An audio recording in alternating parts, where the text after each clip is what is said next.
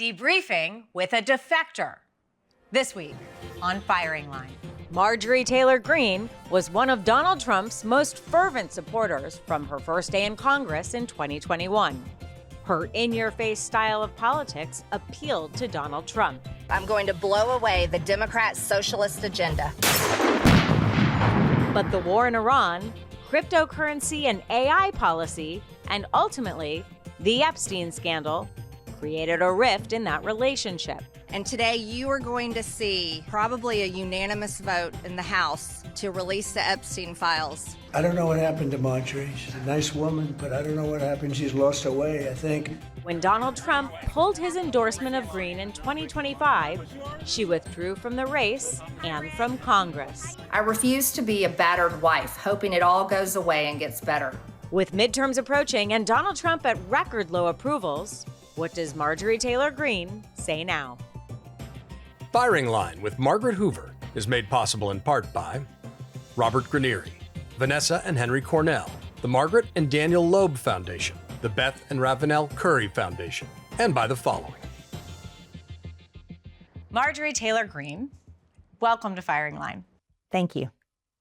It's great to be here. Listen, before we dive in, I need to level with you and I need to level with this audience. I have been critical of you, especially early in your congressional career, and I supported your primary opponent in your very first reelection campaign. Since then, I have watched your political career grow and evolve as you became a major force in the Republican Party's America First movement. And I wanted to invite you to join the program today because you have firsthand insight into the current disarray on the political right and where the GOP might turn when President Trump's term in the White House is over. Yeah, and thank you for that. I appreciate you being forthcoming. So from the beginning, the lane that I've been in has always been America First. And that was a part of MAGA, which has now broken off. And so I had the support of the people, of course, when I ran for Congress in 2020, grew the support of the people. And now I think I represent many Americans who find themselves completely disenfranchised by the Republican Party. They feel completely failed by the Republican Party and really can't find a political home. In January, you officially resigned from Congress. You left your post as a representative of Georgia's 14th Congressional District.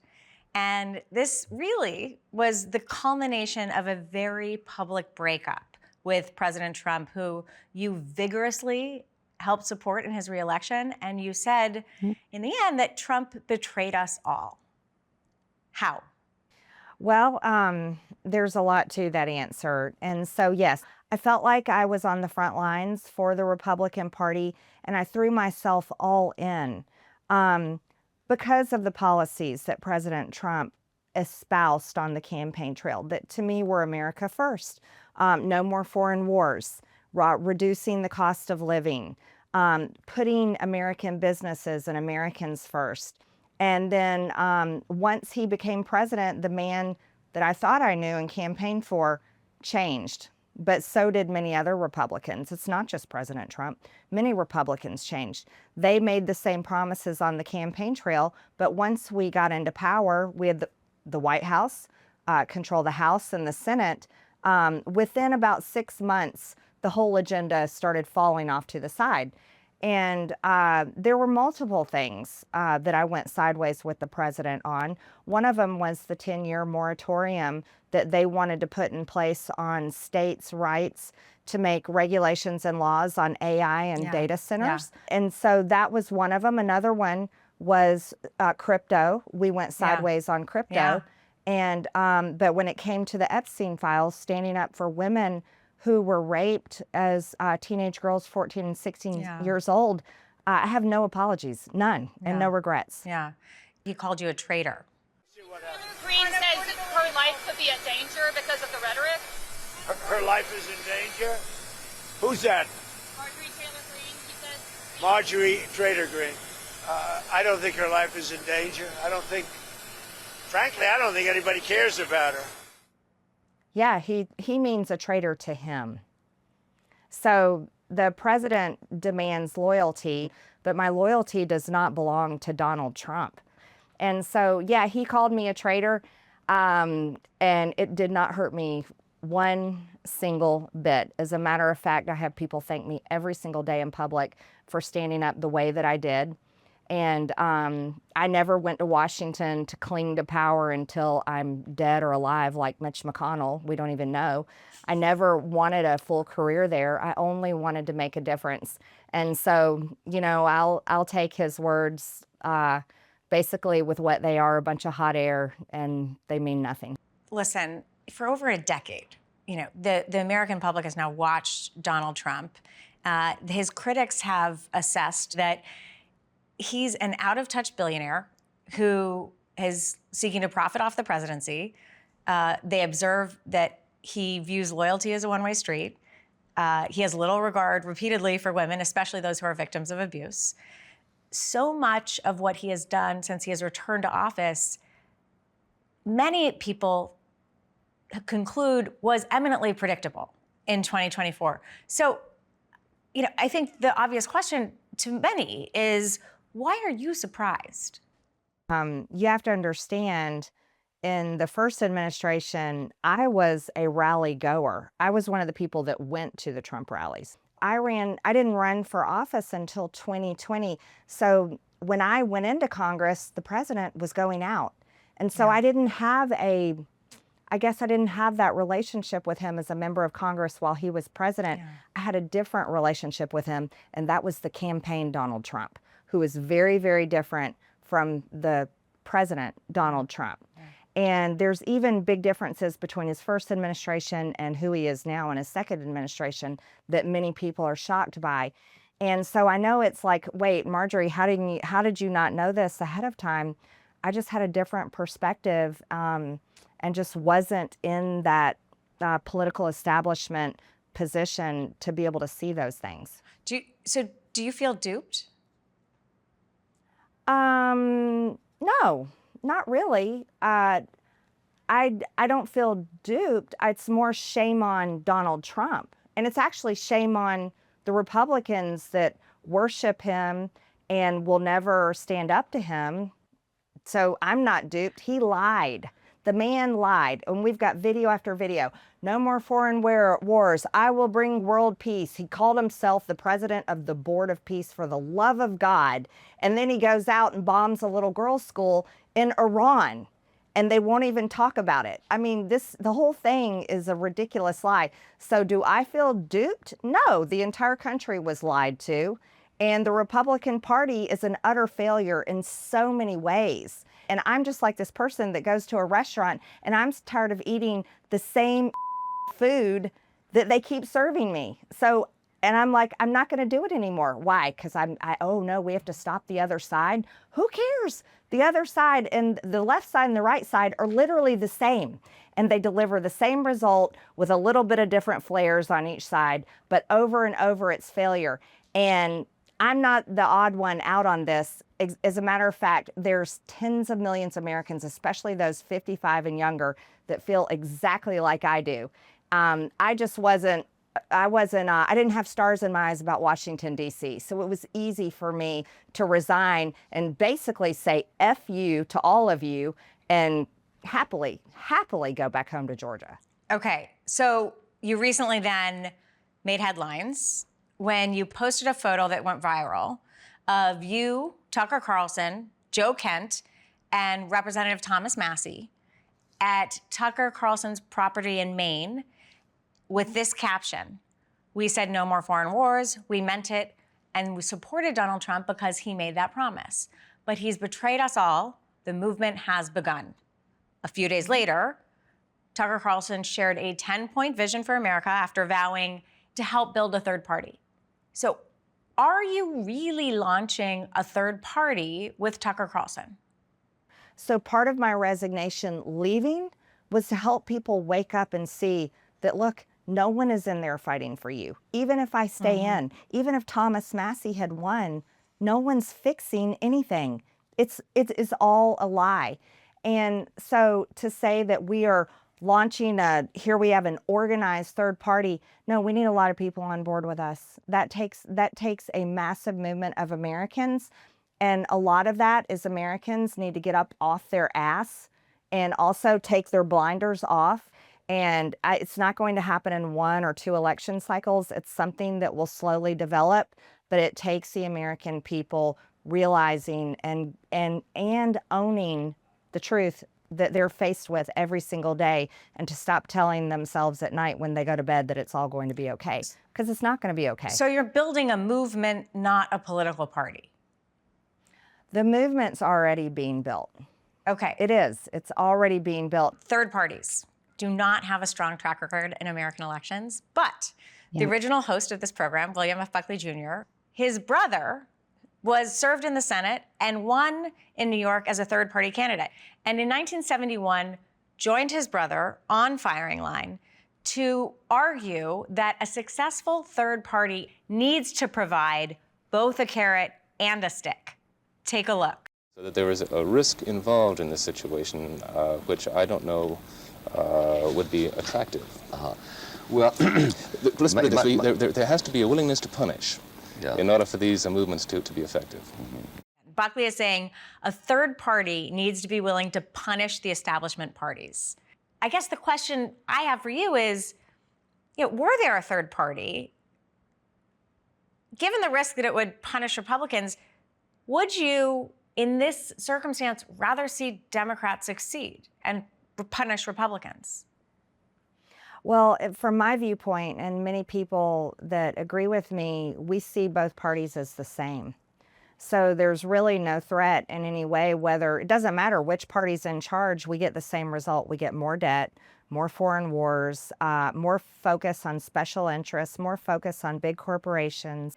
And so for many Americans that are coming to that conclusion, the appeal of a third party is absolutely what he said. It needs to completely destroy the political establishment of both sides.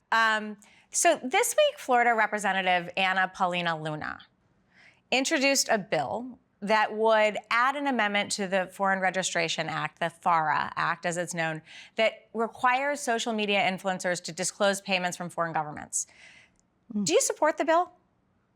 Sure. I think, of course, I think there should be a lot of transparency with funding from any foreign government or foreign-focused group or PAC. I think that's incredibly important. You are now a private citizen. You have a very large and growing social media platform. Would you ever accept money from a foreign government or an agent of a foreign government? No, absolutely not. No, I would never knowingly accept money from a foreign government. No. So, moving on, when you resigned, you mentioned specific incredible death threats that you received that were directed to your son. And on CNN, you later took responsibility for how you had participated in this culture of violent political rhetoric. Here's what you said. I would like to say humbly, I'm sorry for taking part in the toxic politics. It's very bad for our country. Why did you feel you needed to say that? Because I participated in the same toxic politics that both sides basically create.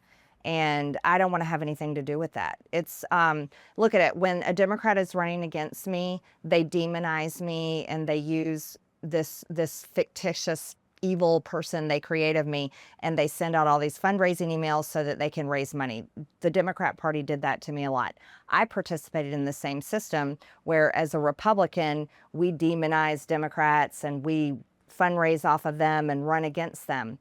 And that's the system that creates such a toxic political environment where Americans are running around today thinking, there's bad guys on both sides, and it has increased a massive amount of political violence and death threats against elected officials.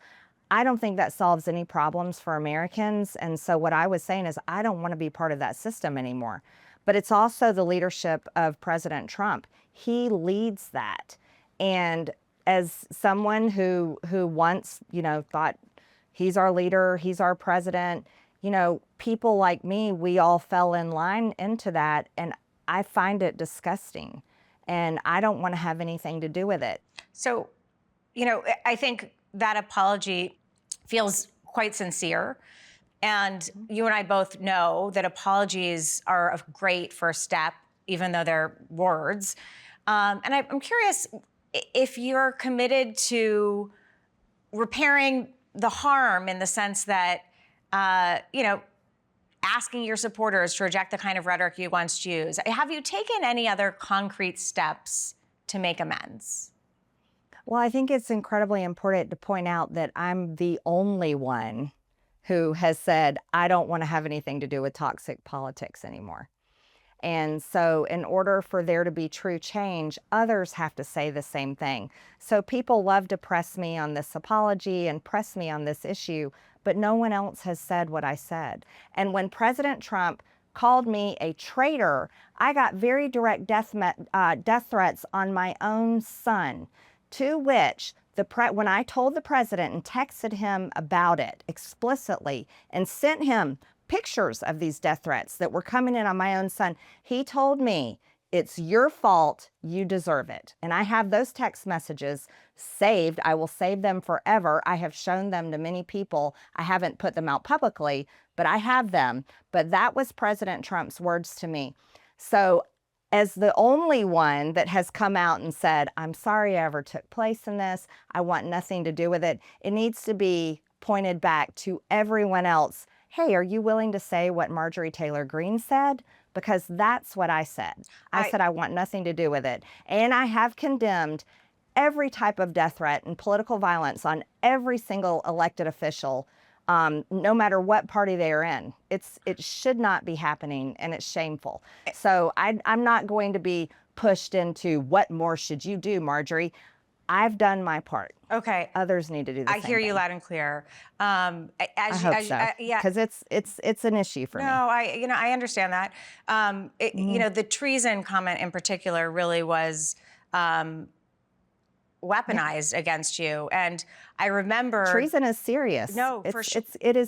You get convicted of treason, it's punishable by death. Well, you know, it's funny that you just remind us that right now, because I remember that in 2019 you had said that Pelosi was guilty of treason, which is a crime punishable by death, and I wonder if you regret using that language as it was weaponized against you, and if you have privately apologized to Nancy Pelosi. Again, tirelessly, we have been over this. I have already gone there. So you have not apologized to Nancy Pelosi? Oh my God. Okay. No. Okay, we can move on. Okay. We'll move on. No. You can drag this out. No. And I'm the only one who has ever said I don't want anything to do with toxic politics.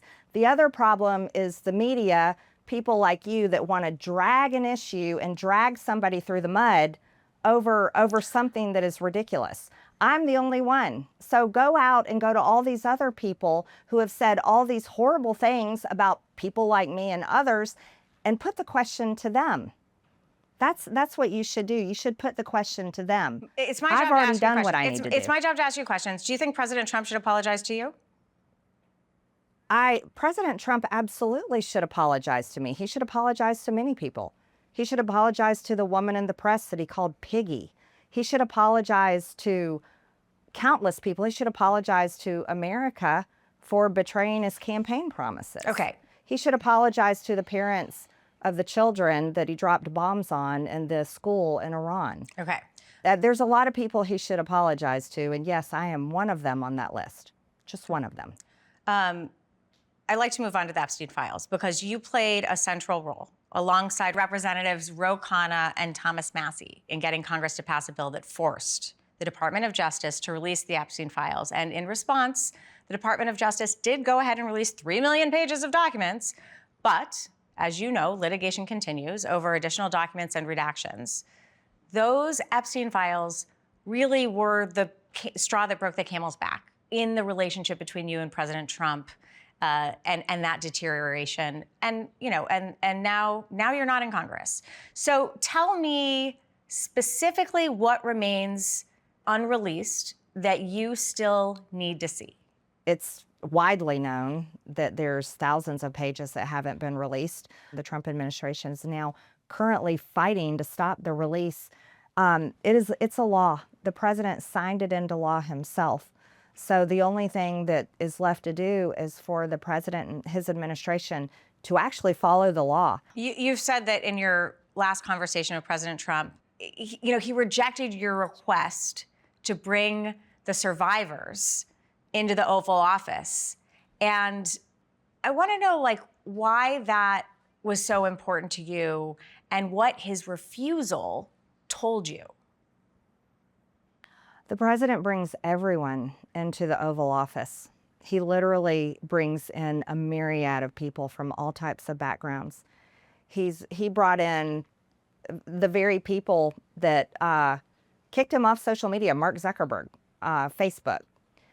He brings in sports teams. He brings in So what do you make of that? What do you make of it? Religious groups. What do you make of it? He refused. He refused. But why? What do you make of refused. it? What's your conclusion about why he refused? I don't have to make a conclusion. On that same phone call, he told me that his friends would get hurt. And I've said this on interview after interview. It's widely known. He told me that his friends would get hurt. People Marjorie at Mar-a-Lago. Okay. And so he purposely and intentionally is protecting his friends. Do you think he's really protecting his friends? Or do you think he's protecting himself? I can only tell you exactly what he told me. And he told me his friends would get hurt. And again, I'm not going to project and say something that I don't have any knowledge of. So listen, earlier this year you said that the Republican Party has a woman problem. You have expressed concern about this is your quote, the MAGA Mar-a-Lago sexualization of women and how that presents itself to younger girls. Tell me what you mean when you say the MAGA Mar-a-Lago sexualization of women.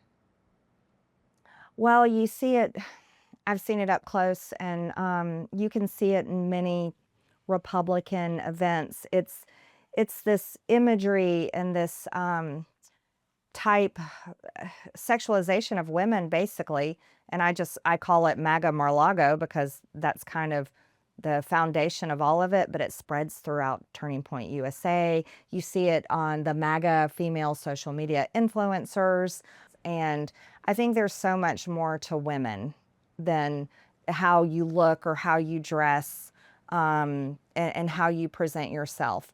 And it shouldn't be very skimpy clothes, massive amount of plastic surgery, and I think women deserve a lot more.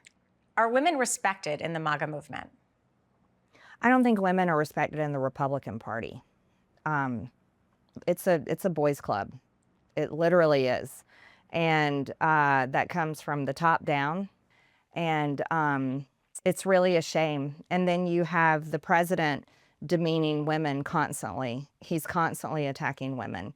And it's something that I think women are so tired of. And believe me, look, I'm an accomplished woman. In my career, I've raised 3 children. I very much believe in women's rights, but I'm not out there saying we need to shove it in men's faces. Not at all. I have much respect for men and who they are and what they accomplish as well.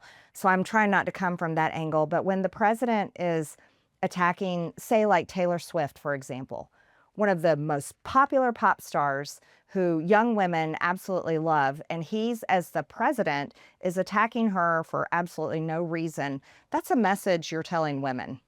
And it's a horrible message. And, and then in Republican, not just in Congress, but in many Republican state legislatures, they never want to give women leadership roles. And it's to their own demise, because guess what? A lot of women don't want to vote for Republicans. And I'm hearing that more and more because they don't take us serious in what we bring to the table. They just want to hold the power themselves. And, I think the Republican Party's suffering for it and will continue to suffer. Well, one place where you did have a leadership role was as the chair of the House Oversight and Government Reform Subcommittee on delivering on government efficiency. That was the DOGE subcommittee. Yes. And you held a hearing with the CEOs of PBS and NPR. Yes. NPR and PBS have increasingly become radical left-wing echo chambers for a narrow audience of mostly wealthy, white, urban liberals and progressives who generally look down on and judge rural America. PBS News is not just left-leaning, but it is actively uses taxpayer funds to push some of the most radical left positions, like featuring a drag queen on the show Let's Learn. So why are you here on PBS then? You invited me to come on and do Why'd this you say interview. yes?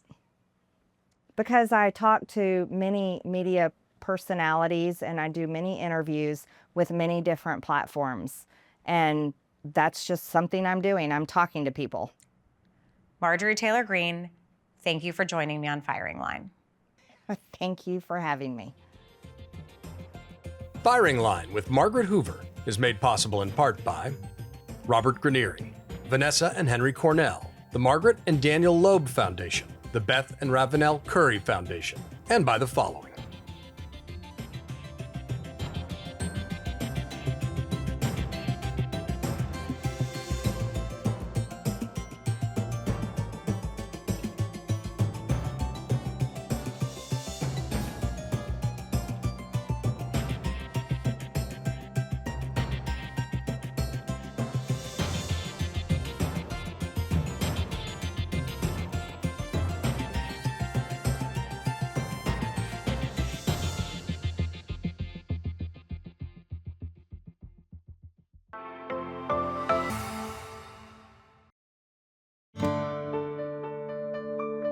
You're watching PBS.